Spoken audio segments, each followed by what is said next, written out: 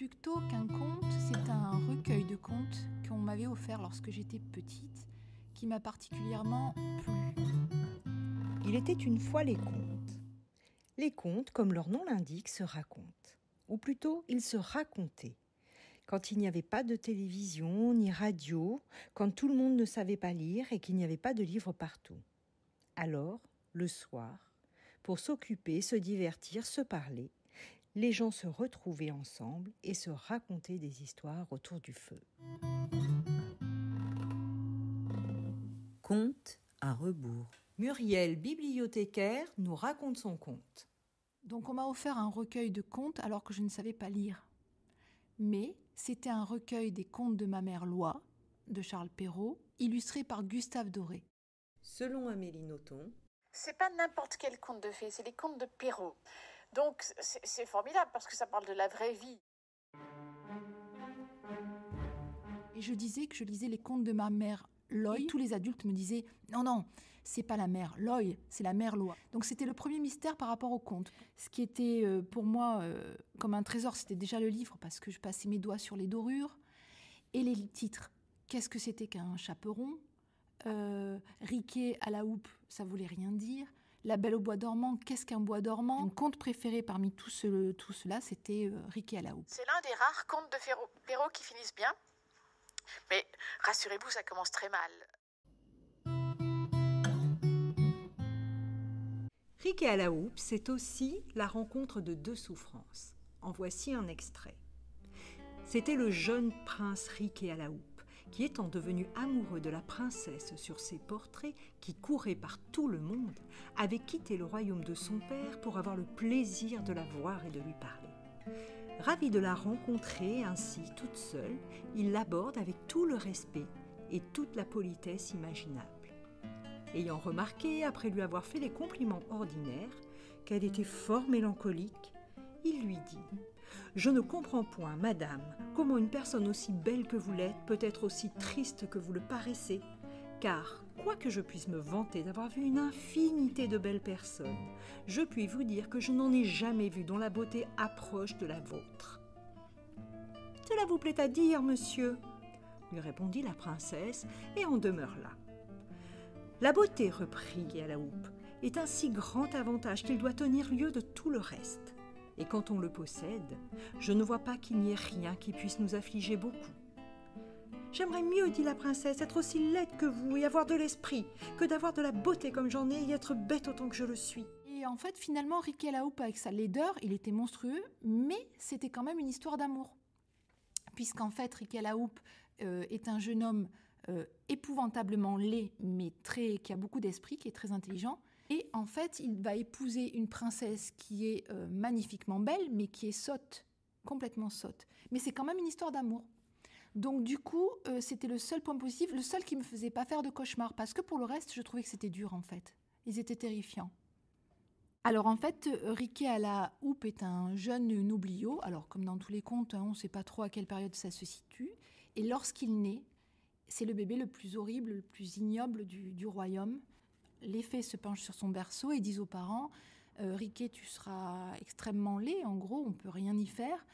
Mais pour compenser, tu seras très intelligent et tu auras un esprit éclairé. » Très bien. Riquet grandit comme ça. Et en fait, sur le royaume voisin, il y a 2 filles de mémoire. Et il y en a une qui est d'une beauté resplendissante, elle est connue partout, etc. Par contre, elle a un petit poids à la place du cerveau. Et Riquet se dit, pétard, pour compenser ma laideur, j'aimerais beaucoup épouser la plus belle fille du royaume d'à côté, donc celle-ci. Les parents se mettent d'accord, c'est un arrangement entre familles. Et elle, qui est tellement sotte, alors Riquet lui dit, je t'épouserai dans 1 an. Et elle est tellement sotte qu'au bout d'1 an, elle a oublié qu'il fallait qu'elle se marie avec Riquet à la houppe. Et se retrouve un petit peu témoin de son mariage sans comprendre qu'elle va vraiment se marier avec cet homme repoussant. Et le seul truc que j'ai repris, c'est la morale de l'histoire. Quelques-uns assurent que ce ne furent point les charmes de la fée qui opérèrent, mais que l'amour seul fit cette métamorphose. C'est-à-dire qu'en fait, elle épouse Riquet à la houppe qui est repoussant, mais comme il a de l'esprit, qu'il est intelligent et qu'il la respecte, elle se met à l'aimer. Ils se mettent à s'aimer. Pendant ce temps, au cœur de son ouvrage Psychanalyse des contes de fées, Bruno Bettelheim nous dit la chose suivante. La bête devient un homme, riquet, laid et contrefait, mais très intelligent.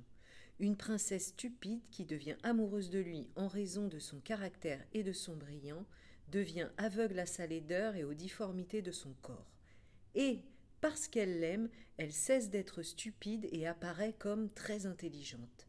Telle est la transformation magique accomplie par l'amour. L'amour adulte et l'acceptation de la sexualité rendent ce qui paraissait auparavant repoussant ou stupide, beau et spirituel. Je m'identifiais plutôt...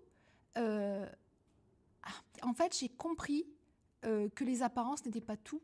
En fait, c'est une leçon de vie. C'est-à-dire qu'en fait, Riquet à la houppe, qui est franchement repoussant sur les gravures de Gustave Doré, en fait, on en vient à l'aimer comme la princesse. Mais nous, on l'aime parce qu'il est intelligent, il est honnête et surtout, il est amoureux. Et j'ai trouvé que c'était une belle leçon. Et toute ma vie, du coup, j'ai regardé les gens qui pourraient paraître laids. Je les ai regardés autrement. Pour moi, ça n'avait pas une importance capitale. Et j'ai gardé cette leçon. En plus de ce recueil de contes, ça m'a quand même... Enfin, je veux dire, c'était la première fois que je lisais le Sésame, Il était une fois. Et en fait, à l'heure actuelle, à chaque fois que je commence un roman ou un conte, dans ma tête, même s'il n'est pas écrit, j'ai le « Il était une fois ». Et ça veut dire j'ouvre une porte et je m'engouffre dans une histoire. Paul Denis, psychanalyste, s'interroge sur la fonction du conte. Ce que ça apprend à l'enfant, mais ce n'est pas un enseignement, c'est une incitation, c'est un modèle qu'on lui donne, c'est à s'intéresser à ses propres images et à ce qui se passe en lui. Et cette introduction à la fonction littéraire que constituent les contes de fées est vraiment extraordinairement précieuse. Par exemple, Bettelheim cite au début de son livre un extrait d'un témoignage de la mère de Goethe et qui raconte comment la mère de Goethe racontait les contes à son petit Wolfgang et elle dit des choses d'une manière tout à fait superbe. Il me dévorait des yeux. Si j'analyse l'effet que Riquet à la houppe a pu avoir sur moi, sans parler de l'ensemble du recueil, je dirais qu'en fait, quelque part, il m'a ouvert les portes de la lecture de manière générale. C'est-à-dire que c'est par le conte, de toute façon, que j'ai continué à lire. Et quelque part, Riquet à la houppe, avec cette histoire de crevasses qui se forment, c'est déjà de la littérature fantastique aussi. Et en fait, ça aura quelque part conditionné toute ma vie de lectrice. C'est-à-dire que je me rends compte que je recherche dans certains récits des choses que j'ai lues à ce moment-là dans Riquet à la houppe. Et puis, c'est ma tolérance extrême pour la laideur. en fait. D'ailleurs, je m'attendais à épouser un homme laid. Vous voyez ce que je veux dire ? Finalement, ça a jeté des pierres sur mon chemin. Et en fait, il a une importance capitale. Et d'ailleurs, ce livre a été perdu à un moment donné parce que mes parents ont beaucoup déménagé. Et ça a été presque un deuil. Et donc, quand j'ai eu mon enfant, tout de suite, je lui ai eu des histoires. Et par contre, Riquet à la houppe, je lui ai raconté. Et je lui ai ensuite acheté la version poche des contes de ma mère Loy. Et elle a découvert. Et c'est bizarre parce qu'elle a... En fait, c'est Riquet à la houppe qu'elle préfère. Et je me suis dit, bon sang, mon gendre sera laid. Voilà, Compte à rebours, c'est terminé. En fin de compte, ce n'est pas grave, car comme le dit Amélie Nothomb, nous sommes tous assez adultes, même les plus jeunes d'entre vous s'en sont rendus compte, pour savoir que la vie est horrible. Mais en même temps, nous savons tous que c'est pas grave. Finalement, on s'en sort très bien. Pour moi, c'est ça la vraie morale de tous les contes de Perrault. Vous avez entendu les voix d'Amélie Nothomb lors de la sortie de son livre Riquet à la houppe, interviewée par la librairie Mola, du psychanalyste Paul Denis, ainsi qu'un extrait de Psychanalyse des contes de fées du psychanalyste Bruno Bettelheim. Pour la musique, nous remercions Paul Richter pour son Crime Time, ainsi que Bertrand, Geoffroy et Paolo pour les morceaux de guitare.